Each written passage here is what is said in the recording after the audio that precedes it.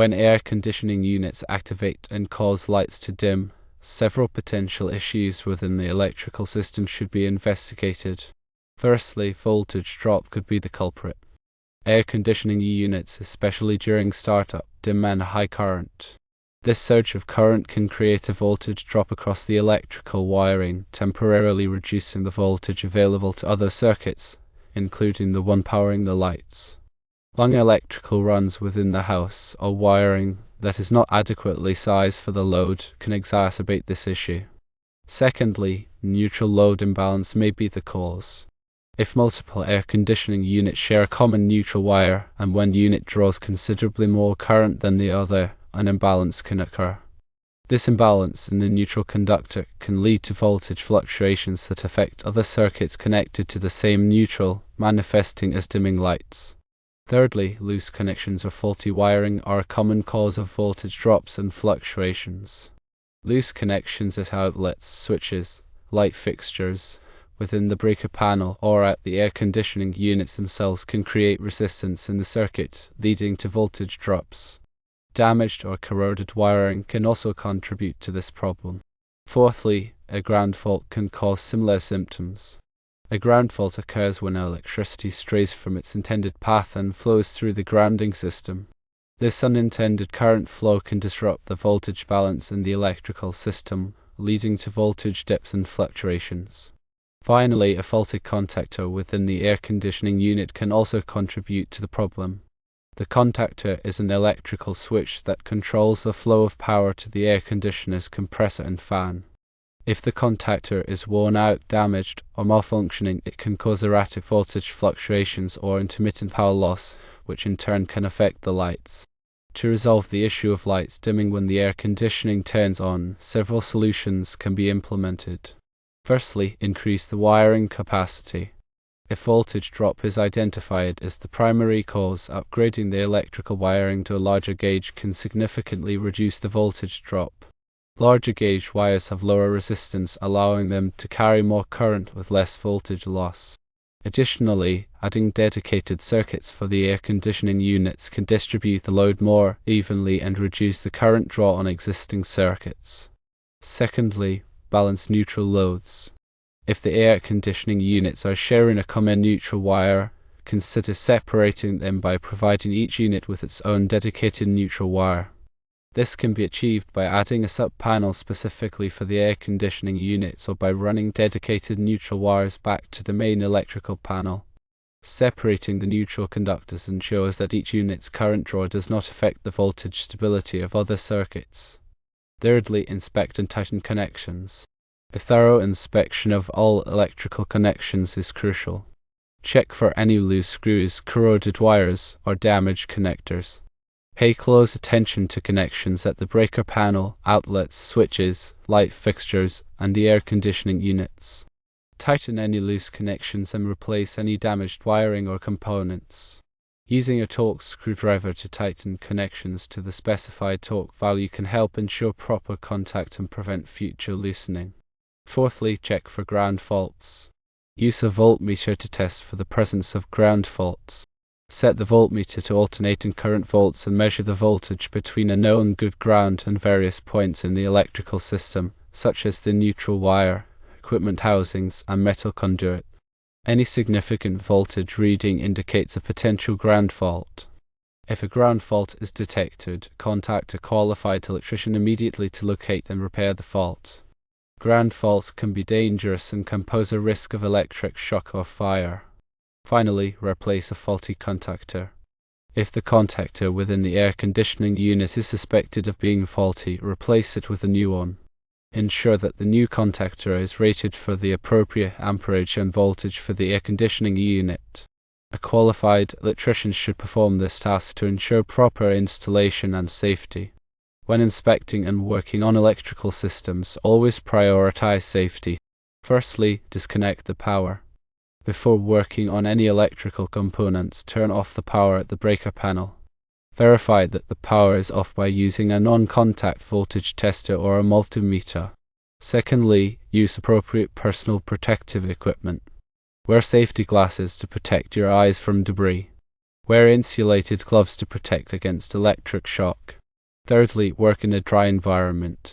Avoid working on electrical systems in wet or damp conditions. Water can conduct electricity and increase the risk of electric shock. Fourthly, follow local electrical codes. Ensure that all electrical work complies with local electrical codes and regulations. These codes are designed to ensure the safety and proper functioning of electrical systems. Fifthly, when in doubt, consult a qualified electrician. If you are not comfortable working on electrical systems, or if you encounter any issues that you are unsure how to resolve, contact a qualified electrician. Electricians have the training and experience to safely and effectively diagnose and repair electrical problems. To further elaborate on voltage drop, it's essential to understand the factors that influence it. The amount of voltage drop in a circuit is directly proportional to the current flowing through the circuit and the resistance of the wires. This relationship is described by Ohm's law, which states that voltage equals current times resistance, or volts equals amps times ohms. Therefore, increasing the current or the resistance will increase the voltage drop. The resistance of a wire depends on its material, length, and cross-sectional area. Copper and aluminum are the most common materials used for electrical wiring, with copper having lower resistance than aluminum. Longer wires have higher resistance than shorter wires. Wires with larger cross-sectional areas have lower resistance than wires with smaller cross-sectional areas. Electrical codes specify the minimum wire size allowed for different current ratings and circuit lengths. These requirements are designed to limit voltage drop to acceptable levels. For example, the National Electrical Code, NEC, Table 3.10.15 details ampacities. To calculate the voltage drop in a circuit, you can use the following formula: voltage drop equals 2 times K times I times D divided by circular mils, where K is the direct current constant, which is 12.9 ohms for copper and 21.2 ohms for aluminum. I is the current in amps, D is the one-way distance in feet, and circular mils is the cross-sectional area of the wire. The voltage drop should not exceed 3% for branch circuits or 5% for feeders. Excessive voltage drop can cause lights to dim, motors to run inefficiently, and appliances to malfunction. When addressing neutral load imbalance, it is important to understand the role of the neutral conductor in a 3-wire circuit. In a typical 120 volt/240 volt split-phase system, the neutral conductor carries the imbalance current between the two 120 volts legs. If the loads on each leg are perfectly balanced, the neutral current will be zero. However, in most real-world situations, the loads are not perfectly balanced, and some current will flow through the neutral. If the neutral conductor is undersized or overloaded, it can cause voltage fluctuations and overheating. The NEC specifies the minimum size of the neutral conductor based on the expected unbalanced load. In some cases, it may be necessary to increase the size of the neutral conductor to reduce voltage drop and prevent overheating. Another factor to consider is the presence of harmonic currents. Harmonic currents are non-sinusoidal currents that can be generated by electronic devices such as computers, televisions, and variable frequency drives. These harmonic currents can overload the neutral conductor, even if the fundamental currents are balanced. To mitigate the effects of harmonic currents, it may be necessary to install a dedicated neutral conductor or use a neutral conductor that is oversized. When inspecting electrical connections, it is important to use the proper tools and techniques. Use a screwdriver that is properly sized for the screw heads to avoid stripping the screws. Use a torque screwdriver to tighten connections to the specified torque value. Over-tightening connections can damage the wires or terminals, while under-tightening connections can lead to loose connections and overheating. Inspect the wires for signs of damage, such as cuts, nicks, or corrosion. Replace any damaged wires. Use wire connectors that are approved for the type of wire being used. For example, use copper connectors for copper wires and aluminum connectors for aluminum wires. Do not mix copper and aluminum wires without using a special connector that is designed for this purpose. When checking for ground faults, it is important to understand the different types of ground faults. A direct ground fault occurs when a live wire comes into direct contact with a grounded surface. An indirect ground fault occurs when current leaks to ground through a faulty appliance or piece of equipment. Ground faults can be detected using a variety of methods, including using a voltmeter, using a ground fault circuit interrupter, GFCI, and using an insulation resistance tester. A voltmeter can be used to measure the voltage between a live wire and a grounded surface. If the voltage is significantly higher than zero, it indicates a potential ground fault. GFCIs are designed to detect ground faults and trip the circuit breaker to interrupt the flow of current.